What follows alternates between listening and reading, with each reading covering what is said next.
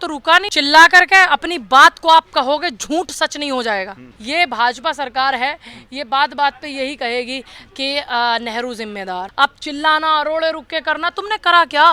पिछले 70 साल से रोड़े रुक के कर रहे, इस देश को लूट रहे, 10 साल से इस देश का नाश कर रहे।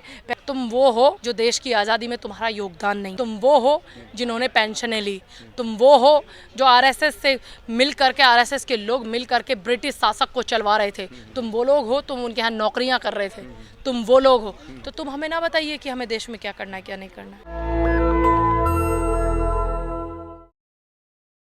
स्वागत है आपका एक बार फिर से। मैं हूं रंजय कुमार, आप देख रहे हैं नेशनल दस्तक। और आज हमारे साथ बातचीत करने के लिए मौजूद हैं पूनम पंडित, जो कि कांग्रेस की नेता हैं, किसान आंदोलन में बहुत एक्टिवेट रही हैं।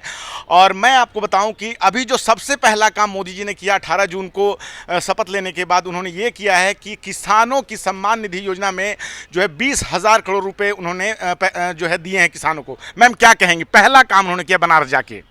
देखिए, बनारस जाके उन्होंने पहला काम ये किया, इससे अच्छा पहला काम वो भी होता कि अगर आप उन बेटियों से मिल लेते जिस बेटी का गन पॉइंट पे बलात्कार किया। लेकिन अच्छी बात है, दे रहा है दुरुस्त है। लेकिन आप ये मत सोचिएगा कि आप लॉलीपॉप दे करके जो है पूरा काम कर जाएंगे, ठीक है। ये वो टैक्स आप हमारा वापस कर रहे हैं किसानों का, जो कुछ कागजी है, कुछ एक्चुअल में मिल जाएगा लोगों को, कुछ कागजी है, कुछ एक्चुअल में मिल जाएगा। अब देखना ये है कि मिलेगा किस किस को, क्योंकि बोला तो ये भी गया था लोकसभा के चुनाव से पहले, महिला आरक्षण है ना, उस पर पूरा चुनाव लड़ लिया, लेकिन लागू नहीं हुआ है अभी उसको लागू कराना है। अच्छा, अभी लोकसभा अध्यक्ष की बात चल रही थी तो मत विभाजन की बात थी, लेकिन कांग्रेस ने फिर मत विभाजन नहीं होने दिया। क्या कहेंगे इस पे आप? देखिए, एक बात बताइए, विभाजन किसने नहीं होने दिया? ये लोग शोर शराबा करते हैं, चिल्ला करके अपनी बात को आप कहोगे, झूठ सच नहीं हो जाएगा। आप चिल्लाना, रोड़े रुक के करना, तुमने करा क्या? पिछले 70 साल से रोड़े रुक के कर रहे, इस देश को लूट रहे, 10 साल से इस देश का नाश कर रहे। पहले तुम्हारी सरकार आई, जितने भी ये पुलिस वाले थे इनकी पेंशन खा गई, ठीक है। अब तुम आर्मी को खा गए, है ना, पूरी। अब तुमने अग्निपथ में जाके वो कर दिया। अब तो ये अग्निपथ वाला सिस्टम यूपी पुलिस में भी होने वाला, इस तरीके की सुनने में चर्चाएं आ रही हैं। तुमने खाया है हमेशा जनता को, लूटा है, किसानों का तुम खा गए, सब कुछ तुमने लूट करके उद्योगपतियों को दे दिया।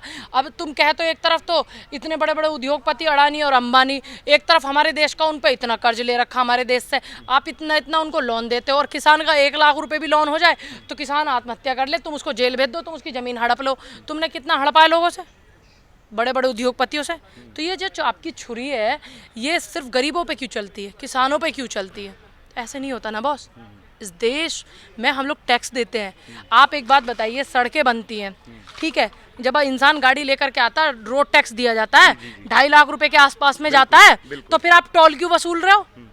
भाई, हम रोड टैक्स पहले दे चुके, जब हमने गाड़ी ली है तभी दे दिया उसको चलाने का 2.5 लाख रुपया, तो आप क्यों ले रहे हो रोड टैक्स? और आप अगर ले रहे हो कि आपको सौंदर्यकरण रखना है, अच्छा रखना है, रोड सड़कें अच्छी रखनी है, तो फिर आप जो ये टैक्स वसूल रहे हो उसको कम करो ना। किसान कहाँ से देगा? अब एक बात बताइए, तमाम लोग लखनऊ जाते हैं, किसी इलाहाबाद जाते हैं, किसी का कुछ मैटर, किसी का कुछ मैटर, कोई अपनी गाड़ी से जाता है, कोई कैसे जाता है, तो आप जो है लखनऊ जाने का और आने का एक तरफ से ही 2,000 के आसपास में टोल बैठता है।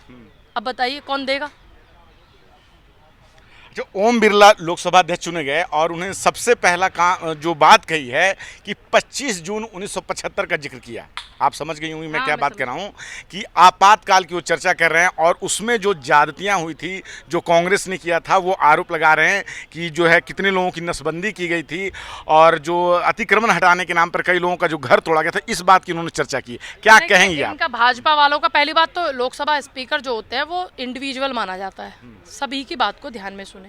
अब वो लोकसभा स्पीकर प्लस राष्ट्रीय प्रवक्ता भाजपा के हैं, तो वो ये ऐसी बातें निकालेंगे।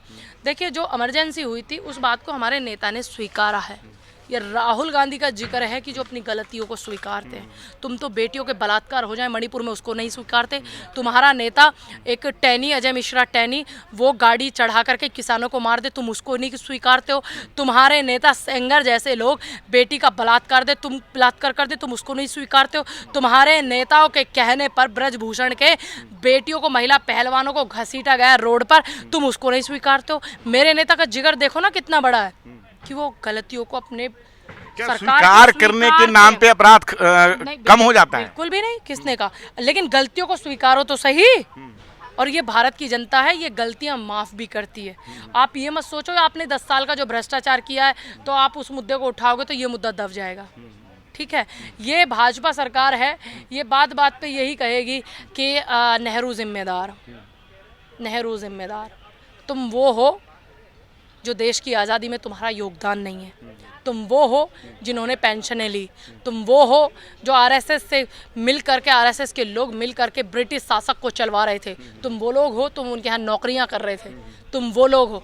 तो तुम हमें ना बताइए कि हमें देश में क्या करना है क्या नहीं करना है। उनका कहना कि कांग्रेस ने ही इस देश में सबसे ज़्यादा सरकारें अपने 70 साल के शासन में गिराई है, कि जो निर्वाचित सरकारें ने सबसे ज़्यादा बार राष्ट्रपति शासन का जिक्र किया गया है वो सबसे ज़्यादा कांग्रेस ने लगाई है। संविधान बचाने की लड़ाई कांग्रेस लड़ रही है, लेकिन सबसे ज़्यादा संविधान में जो फेरबदल हुए हैं वो भी कांग्रेस ने किए हैं। बताइए, जम्मू कश्मीर में इतने ब्राह्मण मर रहे हैं, इतने दंगे आतंकी हो रहे हैं, राष्ट्रपति शासक लगा दिया आपने, क्यों डर गए आप चुनाव से?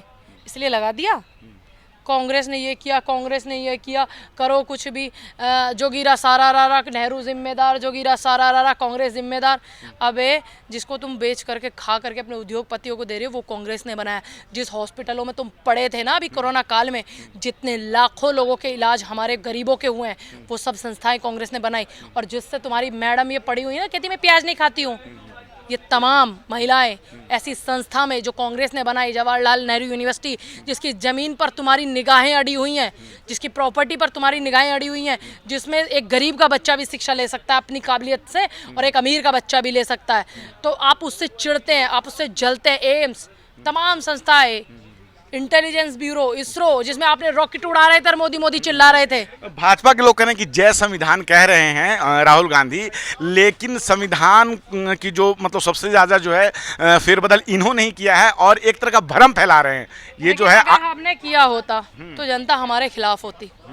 5 राज्यों में चुनाव हुए थे, 4 करोड़ 81 लाख वोट पड़े थे भाजपा को और 4 करोड़ 91 लाख वोट पड़े थे कांग्रेस को, तो वोट परसेंट हमारा ज़्यादा था।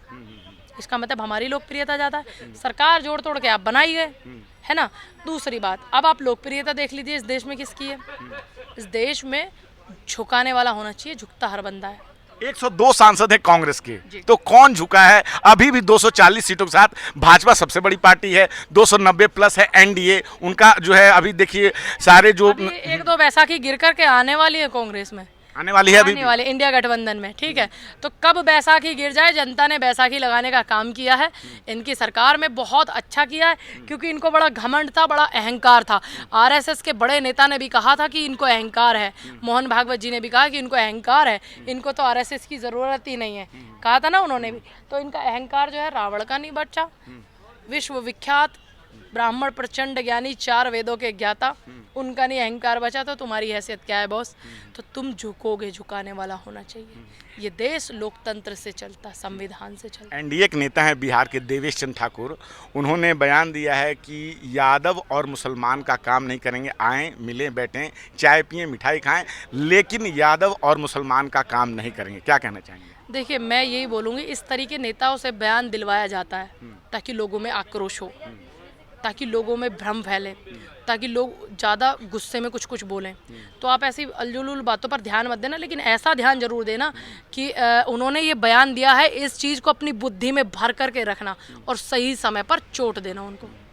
शुरुआती 100 दिन का एजेंडा प्रधानमंत्री मोदी ने रखा था, अभी मात्र 15 दिन बीते हैं। कश्मीर में लगातार हमले हुए और नीट का एग्जाम लीक हुआ है, डेट एग्जाम बढ़े, दंगे हो रहे, पेपर लीक हो रहे हैं, है ना, लोगों की हत्याएं हो रही हैं, है ना, लोग बेटियों के बलात्कार हो रहे हैं। क्या रुकवा रहे हो आप? पापा पापा मोदी जी ने वार रुकवा दी, पापा पापा पेपर लीक हो रहा है, वो तो रुका नहीं। नौजवानों का भविष्य खतरे में, दंगे हो रहे हैं J&K में, वो रुके नहीं। और आप कहते पापा वार रुकवा दी, पापा ने कमाल की प्रोपगेंडा चलाते हो बॉस। मैम 3 तारीख को रातों रात बाबा साहब भीमराव अम्बेडकर की मूर्ति हटा दी गई, 4 तारीख को रिजल्ट आने वाला था, क्या सोचोगी, क्या लगता है आप? देखिए, मैं ये बोलूंगी, सिर्फ बाबा साहब की मूर्ति नहीं हटाई गई है, बाबा साहब, महात्मा गांधी, शिवाजी की और महाराणा प्रताप की। हाँ। हमारी फोटो 13, हमारे आदर्श, हमारे आदरणीय 13 लोगों की फोटो हटाई गई है। तो हमें सिर्फ एक व्यक्ति के लिए लड़ाई नहीं लड़नी है। अगर आप एक व्यक्ति के लिए लड़ाई लड़ोगे तो बाकी लोग भी तो हमारे हैं, हमारे आदर्श हैं। तो तमाम उन 13 लोगों उसके लिए आप आवाज़ उठाइए। और हम भी आवाज़ उठा रहे हैं, चाहे वो गांधी जी हों, शिवाजी हों, सुभाष चंद्र बोस हों, भगत सिंह हो, राजगुरु सुखदेव, तमाम 13 लोग हैं टोटल। 13 लोगों की आवाज़ एक मंच से जब उठेगी, जब इस तानाशाह पे असर पड़ेगा। अगर आप एक तरफ बाबा साहब की आवाज़ उठाओगे, एक तरफ इधर गांधी जी की आवाज़ उठेगी, तो ये एक एक में आपको बांट देंगे। तो इसलिए 13 लोगों का मजबूती से झंडा लेके चलो। भाजपा के लोगों का कहना है कि स्मृति ईरानी भले हार गई, लेकिन हिंदू शेरनी कंगना रनौत संसद में है। अच्छा, उससे हिंदू शेरनी से 4 चौपाई पूछ लेना रामायण की, 4 चौपाई पूछ लेना श्रीमद् भागवत गीता की, सारी छोड़िए, सनातन धर्म के 4 श्लोक सुन लेना, है ना। पहली सांसद भारतीय जनता पार्टी की है जिसका चुनाव चिन्ह तो कमल का फूल था और जीतने के बाद कांग्रेस का हाथ हो गया है, याद है आपको? ऐसी सांसद है वो। तो इसलिए ध्यान में रखिएगा। और एक चीज और ध्यान में रखिएगा, हाल ही में छीन करके सदस्यता सीआरपीएफ से सीएएसएफ को दे दी गई है, संसद भवन की सुरक्षा छीन करके। ध्यान रखिएगा, सीआरपीएफ वाले बहुत लोग हैं, बाकी भाजपा के सांसद सतर्क रहिएगा। आप लोग ने इस बार ईवीएम का रोना नहीं रोया? रोया था, खूब रोया था। देखिए कितनी सारी ऐसी सीटें थी जिन पे आगे चल रहे थे, ईवीएम स्लो चलने लगी। मेरठ की सीट का लगा लीजिए, या वो सीट लगा लीजिए जहां भाजपा के साले के फ़ोन पे ओटीपी जा रहा था। हमने उठाया था ये मुद्दा, हमने उठाया ये मुद्दा, कौन कह रहा है नहीं उठाया? तो ऐसा नहीं है। और जिन्होंने ईवीएम की रखवाली कर ली, 2022 में पहली बार रखवाली हुई थी जब हम विधानसभा का चुनाव लड़े थे, सबने अपने वोटों की रखवाली की थी, ठीक है। जो अच्छे से रखवाली कर पाए थे वहाँ ये घोटाले नहीं कर पाए, जो नहीं कर पाए वहाँ घोटाले कर दिए। एलन मस्क भी कहते हैं इस बात को। तो अच्छा, आप लोग ईवीएम की बात करते हैं, लेकिन उनका कहना है कि विपक्ष, मतलब ये सत्ता पक्ष का कहना है कि जब कांग्रेस जीतती है, जैसे कर्नाटक में भी जीती थी, तब ईवीएम का रोना नहीं रोया था आप लोगों ने, जब भी आप लोग कभी जीतते हैं। आंदोलनजीवी लोग हैं हम लोग, आंदोलनकारी लोग हैं। जब से हम धरने पे बैठे, हम लोग चाहते नहीं कि ईवीएम से चुनाव हो। हमने तब से मुद्दा आज तक ईवीएम का उठा रहे हैं, ऐसा नहीं है नहीं उठा रहे हैं। अगर आप मेरे ओपिनियन की बात करते हैं तो आप मेरे एक स्टेटमेंट में देख सकते हैं। जिस देश ने ईवीएम को बनाया, जापान ने बैन किया हुआ है। जापान खुद इससे चुनाव नहीं करवा रही। अमेरिका जैसे देश ने, सुपर पावर कंट्री, वो नहीं चाहता। तो फिर भारत के प्रधानमंत्री का मोह ही क्यों है इतना, बताइए। संसद में ओवैसी साहब जय फिलिस्तीन के नारे लगा रहे हैं, क्या कहेंगे? व्यक्ति दूसरे देश के नारे, देखिए फिलिस्तीन हमारी कूटनीतियों में हम उसका सपोर्ट करते हैं, लेकिन कूटनीतियों में भारत के संसद में भारत की जय लगनी चाहिए। असीमुद्दीन ओवैसी की सदस्यता रद्द होनी चाहिए, क्योंकि असीमुद्दीन ओवैसी बी टीम है। ये सब साठ गांठ करके ही, एक तरफ उधर वो भाजपा का सांसद बयानबाजी करता है, एक तरफ ये करते हैं, तो हिंदू मुस्लिम हो गया, ठीक है। अब जो व्यक्ति अपने देश में होकर के, अपने भारत की संसद में होकर के, भारत की जनता की वोट से और अपने सांसद क्षेत्र भारत में जीता है, और वो दूसरे देश का जयकारे लगाता हो, तो उसकी सदस्यता रद्द होनी चाहिए। लेकिन ध्यान में रखिएगा, होगी नहीं सदस्यता रद्द, क्योंकि बी टीम है असीमुद्दीन ओवैसी। मैम, आपने हमसे बात की, बहुत बहुत शुक्रिया। Thank you. तो आपने सुना पूनम पंडित को, कांग्रेस की नेता है, किसान आंदोलन में बहुत सक्रिय रही। और इस पूरे बातचीत पे क्या है आपकी राय? आप अपनी राय हमें कमेंट बॉक्स में ज़रूर बताएं। मैं रंजय कुमार, कैमरामैन आशीष के साथ, नेशनल दस्तक। धन्यवाद। नेशनल दस्तक की आपसे गुजारिश है कि अगर इसको बचाना चाहते हैं तो नेशनल दस्तक को सब्सक्राइब करने के लिए रेड कलर के सब्सक्राइब बटन को दबाएं, फिर बेल आइकन की घंटी दबाएं। नेशनल दस्तक को बचाने के लिए बहुत जरूरी है कि हर खबर को शेयर करें, लाइक करें, कमेंट जरूर करें।